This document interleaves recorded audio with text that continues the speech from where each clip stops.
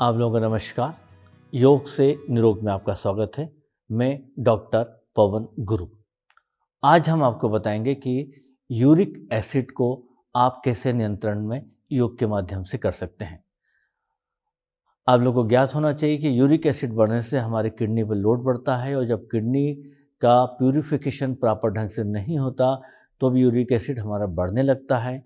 आगे जाके joint problems करता है और हमारे किडनी को सबसे ज़्यादा नुकसान पहुंचाता है और जॉइंट को पहुंचाता है।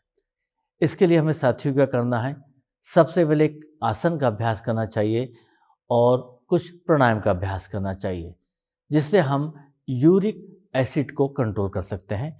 यूरिक एसिड आज हर दूसरे से तीसरे व्यक्ति को ये प्रॉब्लम हो रही है कि उसका जॉइंट इफेक्ट कर रहा है, उठने बैठने में दिक्कत हो रही है, एड़ी में दिक्कत हो रही है और परेशानियों का सामना करना पड़ रहा है। आइए हम देखते हैं कि हम यूरिक एसिड को कैसे नियंत्रण में करें। सबसे पहले हम एक प्राणायाम का अभ्यास करेंगे जिसका नाम है नाड़ी शुद्धिकरण। बहुत ही सरल और बहुत ही सहज है। लेफ्ट हैंड ऐसा घुटने पर रहेगा, राइट में हम दोनों उंगली को ऐसा मोड़ेंगे, अंगूठे से नाक पे ऐसा रखेंगे। अब लेफ्ट से सांस हम इनहेल करेंगे, रेशो रहेगा 1-4-2। लेफ्ट से सांस ली मैंने 1-2, होल्ड करा 1-2-3-4-5-6-7-8, एक्सेल करा 1-2-3-4, राइट से लिया 1-2, होल्ड करा 1-2-3-4-5-6-7-8, एक्सेल किया 1-2-3-4। साथियों, हमको अधिकांश अनुलोम विलोम की जानकारी है। नाड़ी शुद्धिकरण उसके एक आगे की श्रेणी है।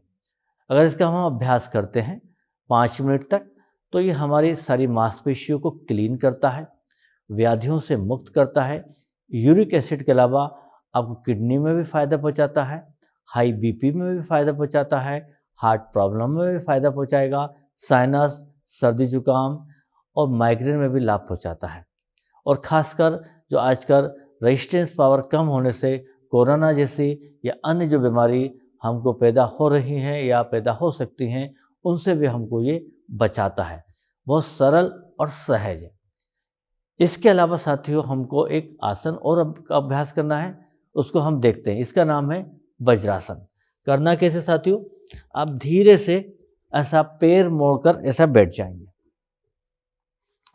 ये ऐसा आसन है जो आपको खाना खाने के बाद करना चाहिए। हर एक व्यक्ति को, जो भी व्यक्ति, आपने देखा होगा कि ठंड के समय में हम बहुत सी ऐसी ट्रेजेडी सुनते हैं कि वॉशरूम में गए और गिर गए, खाना खाए अचानक गिर गए। लेकिन अगर हम वज्रासन में बैठते हैं, यूरिक एसिड को तो आपको कंट्रोल करेगा ही सही, आपकी हार्ट प्रॉब्लम को कंट्रोल करेगा, आपकी पाचन शक्ति 50% इम्प्रूव कर देगा, मेटाबॉलिज्म में परिवर्तन ला देगा, उसका डाउनफॉल को रोक देगा। और एकमात्र एक ऐसा आसन है वज्रासन जिसके खाना खाने के बाद हम कर सकते हैं। बाकी आसन खाना खाने के 2 घंटे बाद है, लेकिन ये है कि आप खाना खाइए और वज्रासन में बैठ जाइए।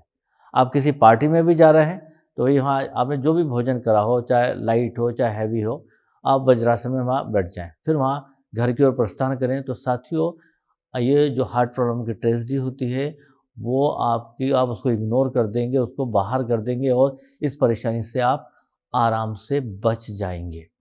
बहुत इफेक्टिव है ये वज्रासन। आइए हम अब अगला आसन देखते हैं। ये है तितली आसन। तितली आसन में क्या करना है, बद्ध कोण आसन। इसको अंदर की तरफ हम खींचेंगे ऐसा और रोक के रखेंगे इसके अंदर। ये रखने से हमारे जो यूरिन इन्फेक्शन है उसको रोकता है, किडनी इन्फेक्शन को रोकता है और इसी में हम पैर को थोड़ा सा ऊपर नीचे 20-25 बार कर सकते हैं।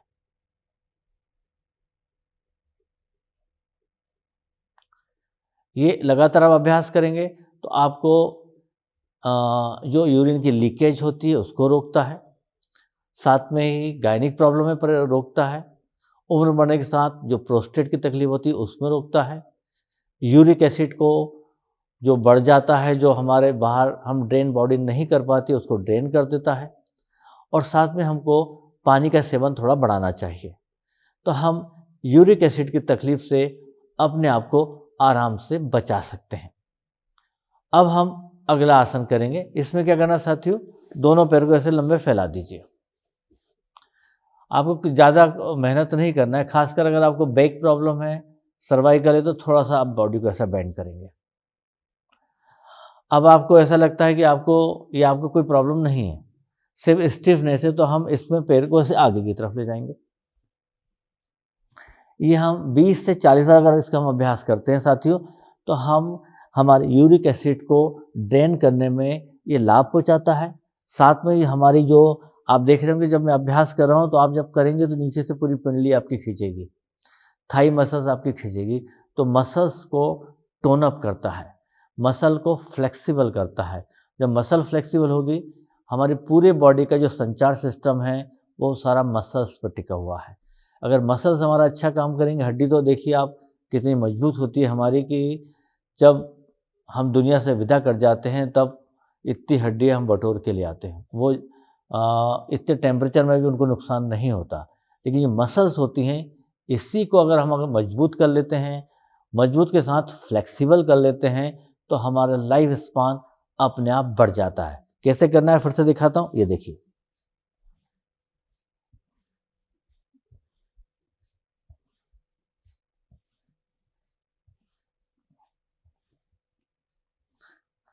साथ ही इसी के साथ यूरिक एसिड को बढ़ने से बचाने के लिए हमको खाने में भी परिवर्तन करना है। प्रोटीन डाइट को अवॉइड करना है जब तक हमारा एड़ी में दर्द हो रहा है या यूरिक एसिड बढ़ रहा है। अब उसमें क्या है प्रोटीन डाइट, जैसे दाल हुई, छोला हुआ, राजमा हुआ, मटर हुआ, ड्राई फ्रूट्स हुए, इनको आप अवॉइड करिए। ज़्यादा से ज़्यादा आप 15 दिन से 1 महीने इनको अवॉइड करेंगे, पानी की क्वांटिटी बढ़ाएंगे, आपकी किडनी पे लोड कम होगा और फिल्ट्रेशन होकर ये यूरिक एसिड बाहर निकलने लगेगा और आपका दर्द ठीक हो जाएगा।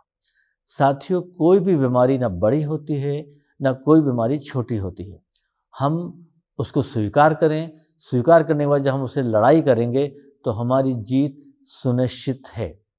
जब जीत सुनिश्चित है तो हम 80-90 साल तक अच्छी लाइफ को जी सकते हैं, जो ईश्वर ने हमको प्रदान करी है। मैं आपसे आज्ञा लेना चाहूँगा। डॉक्टर पवन गुरु। अगले एपिसोड में आपसे पुनः मुलाकात होगी। नमस्कार। आप अपना ख्याल रखिए, आप फिट रहिए और लगातार इस कार्यक्रम को देखते रहिए और आप अपने कमेंट्स हमको ज़रूर प्रदान करें। पुनः नमस्कार।